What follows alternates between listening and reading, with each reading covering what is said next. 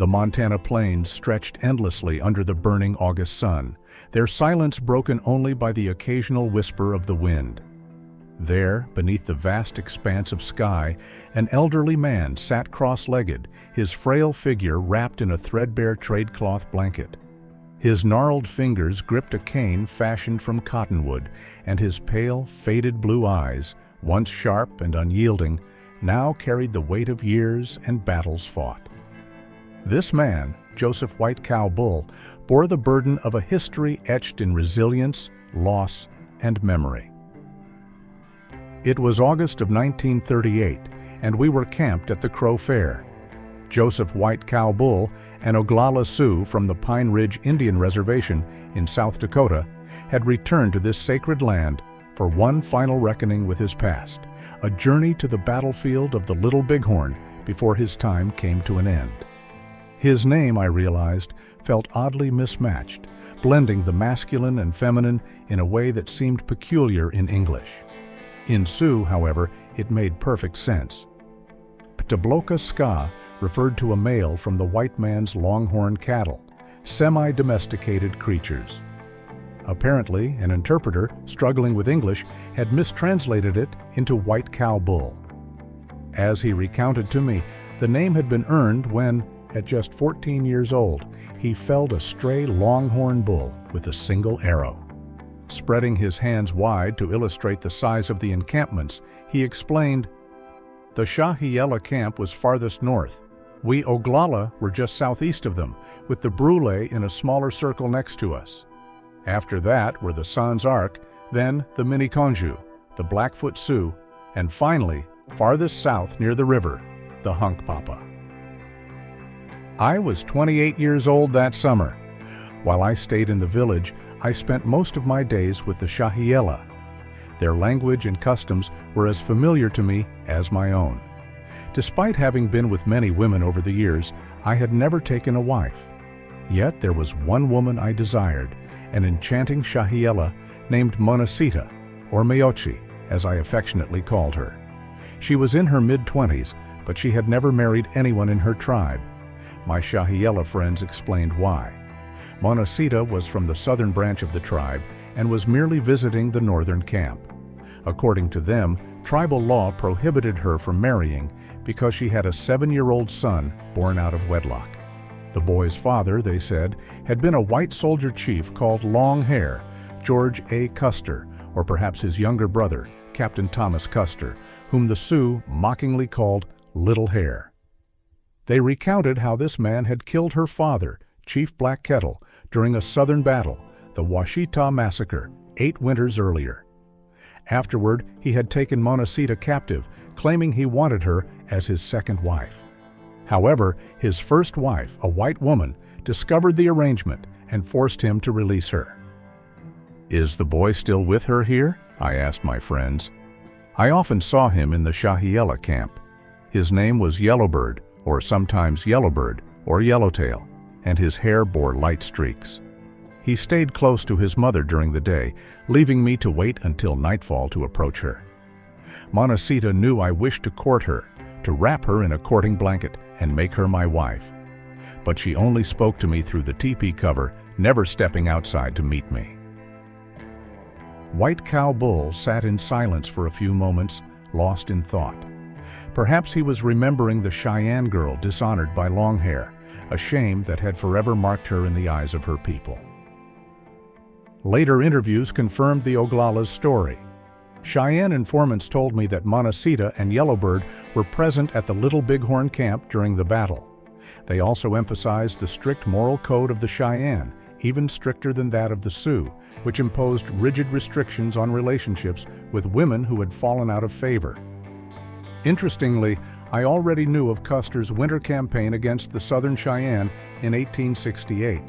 Several accounts mentioned Monasita, noting her role as his interpreter, though it seemed improbable, she apparently spoke no English at the time. "Tell me about the battle with Long Hair," I asked him. White Cow Bull began his tale. On that morning, many Oglalas slept in, still tired from the scalp dance held the previous night to celebrate their victory over Gray Fox, General Crook, at Rosebud a week earlier. I awoke hungry and went to a nearby teepee where an elderly woman gave me food. As I ate, she quietly warned me, "Today, attackers are coming." "How do you know, grandmother?" I asked her. But she offered no further explanation, leaving her cryptic words to linger in my mind. After finishing my meal, I saddled my best pony, an iron gray gelding, and rode over to the Cheyenne camp circle. I spent some time looking for Mayotsi and finally spotted her near the river, carrying firewood. The boy was with her, so I just smiled and didn't say anything. I continued on to visit my Shahiela friend, Rowan Bear. He was a fox warrior, part of one of their soldier societies, and had guard duty that morning, stationed near the Shahiela medicine teepee where the sacred buffalo head was kept. We sat down together and exchanged stories of our past courageous deeds. The morning passed quickly, especially when an elk warrior named Bobtail Horse joined us to share tales about his chief, Dull Knife, who was absent that day. We didn't realize trouble was brewing until after midday, when we saw dust rising and heard gunfire far to the south near the Hunkpapa camp circle. Just then, an Oglala warrior rode into the camp, shouting in Sioux, "Soldiers are coming! A large group of white men are attacking." I quickly translated the warning into Shahiela for everyone to hear. At that moment, I saw the Shahiela chief, Two Moon, hurrying into the camp from the river, leading several horses. He rushed toward his teepee, shouting, "Quickly! The white soldiers are coming! Everyone, grab your horses!" The Shahiela warriors responded with their war cry, "Hey-ay! Hey-ay!" They gathered together, waiting for Two Moon to lead them into battle. Two Moon gave them a rallying speech. "Don't run if the soldiers charge. Stand your ground and fight. Watch me. I will stand firm, even if I know it means my death." His words stirred their courage, and they rode out with him at a fast pace. After Two Moon's warriors left to face Major Reno, a new danger emerged as Custer's detachment moved down Medicine Tail Coulee, heading toward the river and the Cheyenne camp. "They are coming toward us," Bobtail Horse called out. "They're crossing the ford. We need to stop them." Seeing the soldiers closing in on the ford, we set off to meet them. An older Shahiela warrior named Mad Wolf, riding a decrepit horse, tried to stop us. "My sons, don't rush the soldiers," he warned. "There are too many of them. Wait until our brothers return to help us." He followed us for a short distance, complaining that our small group stood no chance against such a large army. Finally, Bobtail Horse replied, "Uncle, only earth and heaven endure forever. If the four of us can prevent the soldiers from reaching our camp, our lives will have meaning." The Sans Arc and Miniconjou camp circles were further back from the ford. We reached a low ridge and dismounted, finding whatever cover we could. For the first time, I saw 5 Sioux warriors racing down the coulee, dodging bullets from the soldiers. Bobtail Horse pointed to a bluff near the ford, where 3 figures stood, dressed in a way that suggested they were crows. "They are our enemies, guiding the soldiers to us," Bobtail Horse said. He raised his muzzleloader and fired at them before crouching behind the ridge to reload. I joined in, shooting at the same group because I saw they were targeting 5 Sioux warriors who were now dashing through the ford in a full sprint. My rifle was a repeater, so I kept firing to cover the Sioux until they made it safely across the river to our side. They carried no firearms, only lances, bows, and arrows. Once they reached us, they dismounted their ponies and took cover alongside us behind the ridge. At that moment, I noticed a Shahiela warrior named White Shield approaching from downriver. Armed with a bow and arrows, he rode alone. His arrival was a relief, as every additional fighter counted. With him, our numbers grew to 10, giving us a slightly stronger defense at the ford. Looking across the river, I saw the soldiers halt at the water's edge.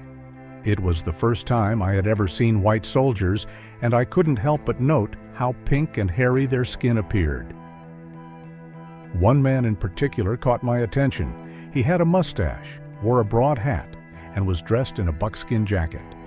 He rode a striking sorrel horse with a blazed face and 4 white stockings.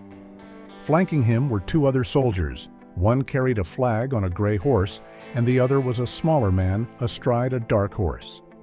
The smaller man didn't resemble the white soldiers much, so my focus stayed on the man in the buckskin jacket. He stared directly at us across the river. Bobtail Horse urged us to remain hidden, warning us not to reveal how few we actually were. The man in the buckskin jacket, who seemed to be their leader, shouted an order, and the soldiers charged across the ford. Bobtail Horse fired the first shot, hitting a soldier on a gray horse, though not the one carrying the flag, and knocking him into the water. The other soldiers began shooting back at us. The leader, the man in the buckskin jacket, fired his rifle rapidly. I raised my repeater, took aim, and fired at him. I saw him fall from his saddle and hit the water.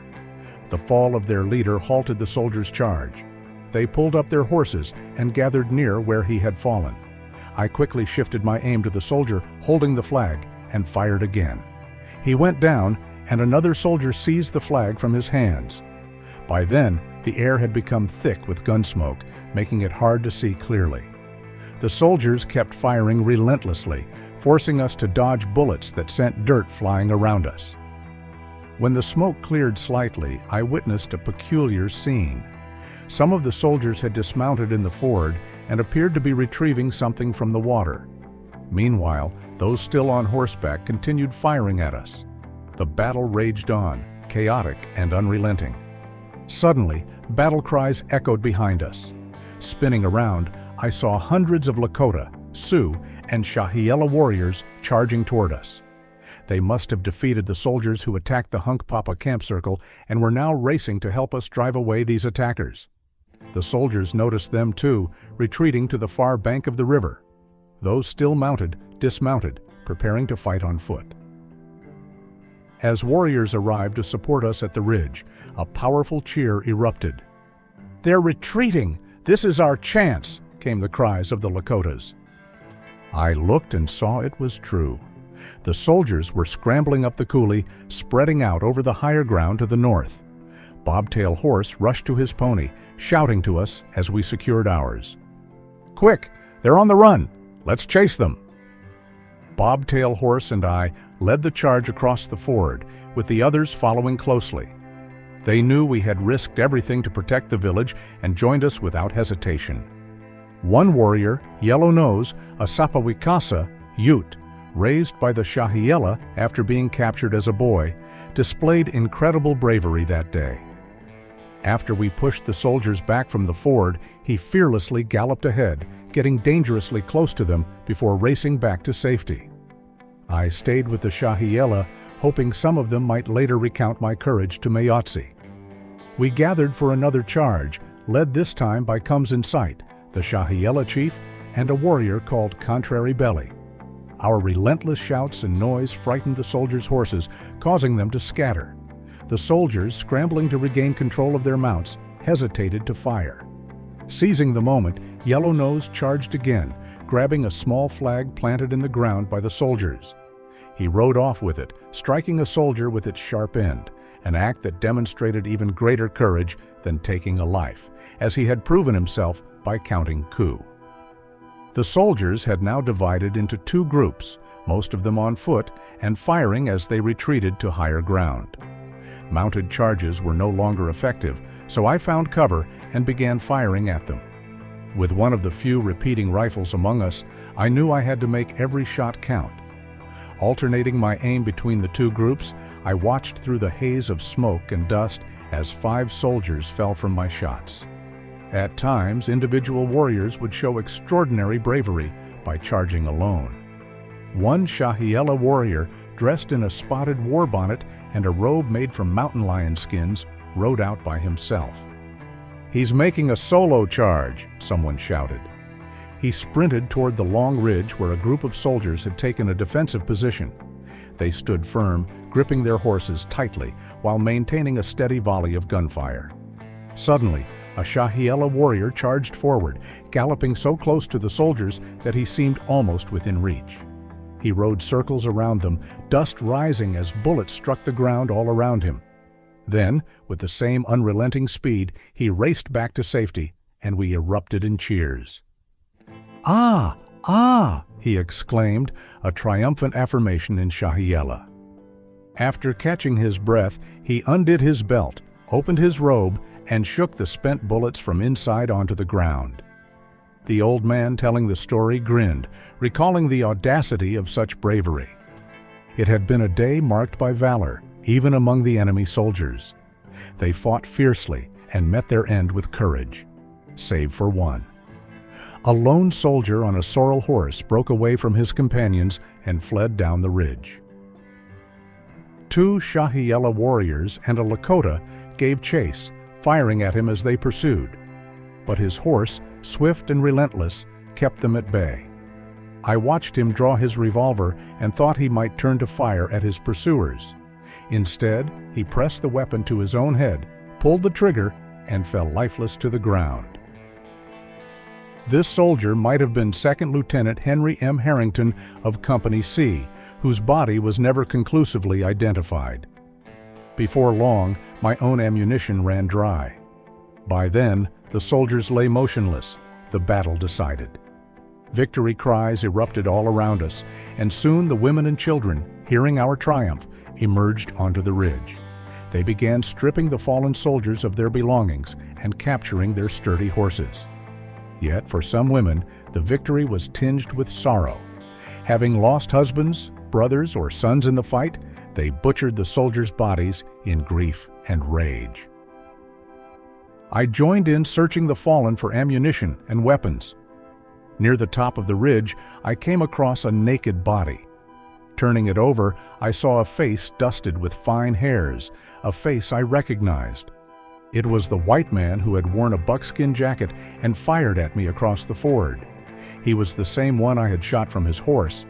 I recalled how close his bullets had come to hitting me and decided to claim the medicine of his trigger finger, hoping it would make me a better marksman. Drawing my knife, I began to sever the finger. At that moment, I heard a woman's voice behind me. Turning, I saw Mayotsi, Yellowbird, and an older Shahiela woman standing together. The older woman gestured toward the lifeless body of the white man and said, "He is our relative." She then motioned for me to leave.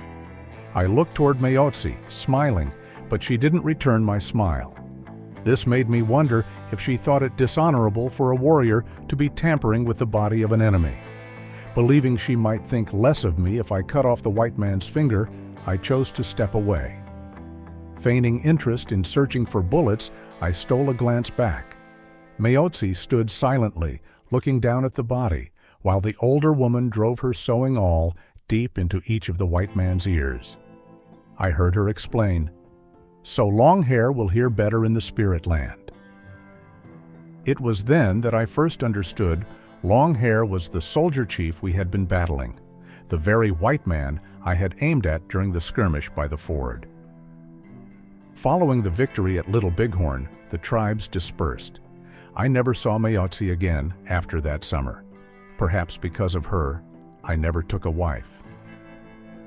Years later, after that day in Montana, I encountered the old man several times at Charlie Thunderbull's cabin near Oglala, South Dakota, on the Pine Ridge Indian Reservation. I painted 3 portraits of him before his passing in 1942. As the sun dipped below the horizon, casting long shadows over the rolling plains, the echoes of White Cowbull's tales lingered in the still air. His voice had transported me to a time when the grasslands were alive with the thunder of hooves and the cries of warriors defending their way of life. Though his body was frail and time had worn him thin, his spirit remained unyielding, a living testament to a history often silenced.